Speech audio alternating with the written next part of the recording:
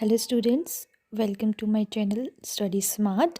I am Megha Mathur and our today's topic is our changing earth. So let's start. Our changing earth, class 7 topic.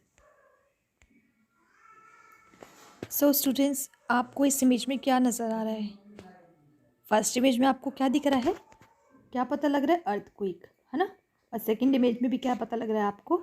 Earthquake. ऐसे ही होता है ना जब earthquake आता है तो। एंड ये इमेज आपको क्या शो कर रही है?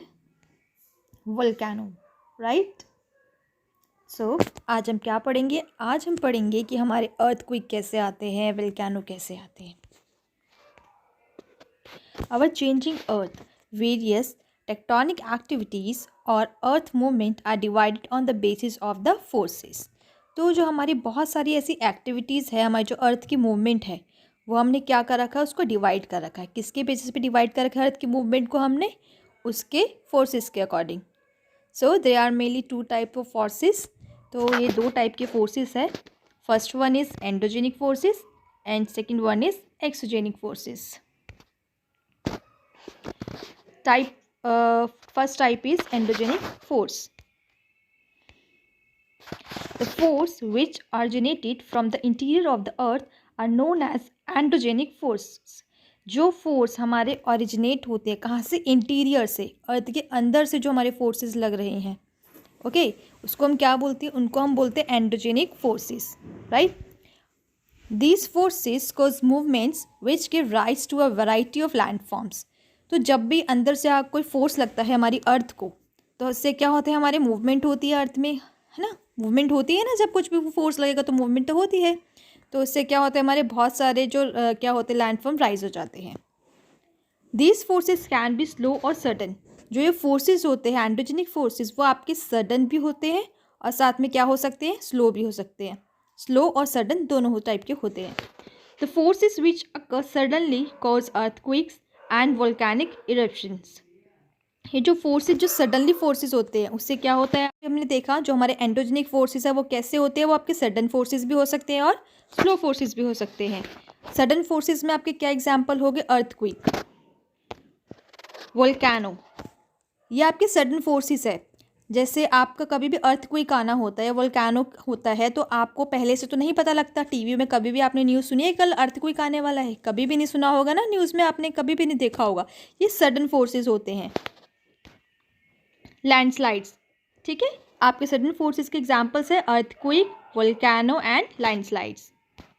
अब आते हैं हम स्लो फोर्सेस। स्लो फोर्सेस कैसे होते हैं? बिल्डिंग माउंटेन्स, इसके अंदर हमारा एक ही एग्जाम्पल है।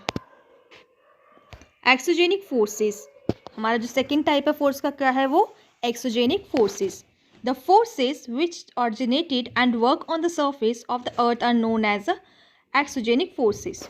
वो फोर्सेस जो कहाँ से ऑरिजिनेट होते हैं? जो सरफेस पे होते हैं, अर्थ की सरफेस पे होते हैं, उसको हम क्या बोलते हैं? Exogenic forces. These forces can cause wide spread destruction through weathering and erosion of existing landforms through different agents like rivers, glaciers, winds, sea waves, etc. इन जो आपके एक्सोजेनिक फोर्सेस होते हैं, इससे क्या होते हैं? आपके बहुत सारे ग्लेशियर्स होते हैं, मेल्ट होते हैं, विंड चलती है, सी वेव्स आते हैं, है ना? ये सारे आपके क्या है? एग्जाम्पल एक्सोजेनिक फोर्सेस के कारण जो होती है एक्टिविटी, वो है।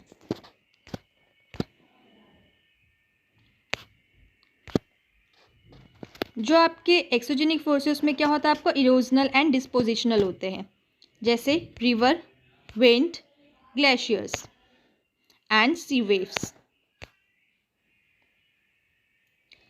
एंडोजेनिक फोर्सेस, एंडोजेनिक फोर्सेस में आपका क्या एग्जांपल था? अर्थक्वेक, वोल्केनो, राइट, लैंडस्लाइड्स, ये आपके क्या थे?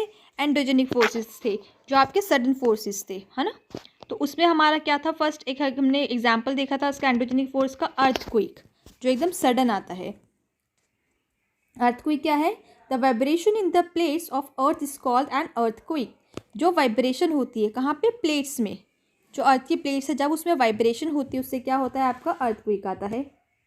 The place in the crust where the movement start is called the focus.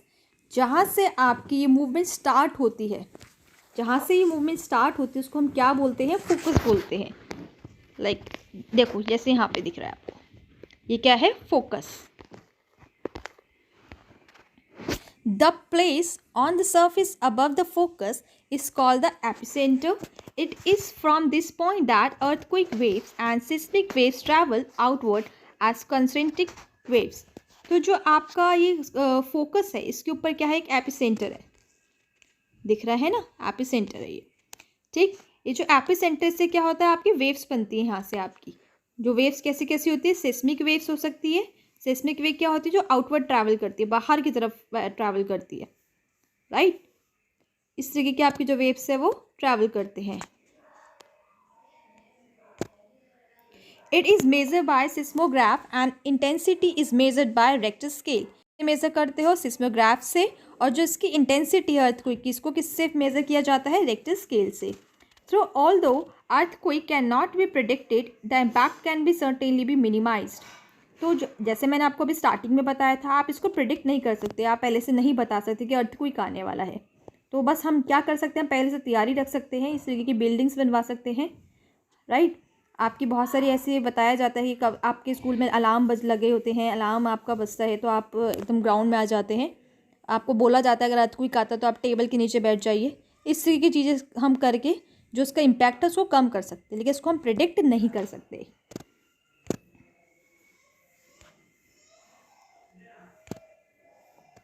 देखिए दोबारा से ये एक इमेज है, ये आपको फोकस दिख रहा है रेड कलर में, एपिसेंटर की तरफ जा रहा है ना, अर्थक्वेक आ रहा है, तो फिर आपकी वेव्स बन रही है इस तरीके से।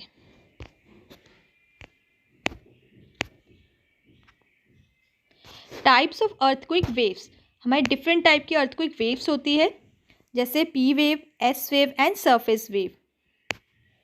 पी वेव, पी वेव क्या होता है आपका, the P waves called the primary waves और push waves are the fastest and are the first to be recorded by the seismograph. जो पी वेव है ना, वो आपका क्या है, प्राइमरी वेव है, ओके। ये पुश करती है, मतलब बहुत फास्ट होती है, ये पुश, इसको पुश वेव भी बोलते हैं, और ये बहुत फास्ट होती है। सबसे पहले हम इसी को रिकॉर्ड कर पाते हैं सिस्मोग्राफ में। In P wave the particles move along with the wave and the cause comparatively less damage. तो जो पी वेव होती है, जो उसके पार्टिकल्स होते हैं, कैसे होते हैं, वो मूव एक साथ ऐसे मूव कर रहे हैं, जैसे आपको यहाँ पे दिख रहा होगा ना। तो इससे क्या होता है, इसका जो इम्पैक्ट होता है, जो उसके डैमेज होते हैं, वो थोड़ा कम होता है, कंपैरेटिवली कम होता है इसका, और कंपेयर टू अदर वेव्स के। इस तरीके की इसका मूवमेंट इस तरीके से होती है, ऐसे इस तरीके से पार्टिकल्स इसके मूव करते हैं। नेक्स्ट है आपकी S wave. The S waves call the secondary waves और shake waves are the next to arrive. तो आपकी नेक्स्ट है एस वेव, इसको हम सेकेंडरी वेव भी बोलते हैं, इस तरीके से शेक करके जा रही होती है, जैसे यहाँ पे दिखाया गया है।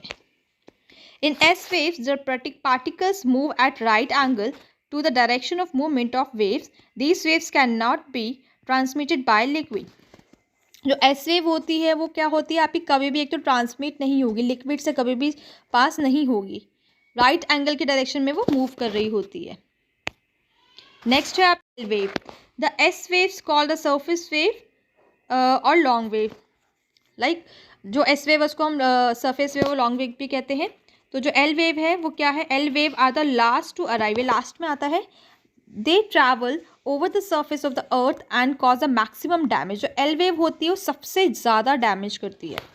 These waves are recorded by the seismograph after the P and S waves। तो इस वेव को हम कब रिकॉर्ड कर पाते, किसके बाद, P वेव और S वेव के बाद। सबसे ज़्यादा डैमेज करती है वो हमारी L वेव करती है, और जो सबसे कम करती है वो P वेव करती है। P वेव इस तरीके से है आपकी, S वेव देखो किस तरीके से जा रही है, राइट डायरेक्शन में, और ये आपकी क्या है, L वेव है।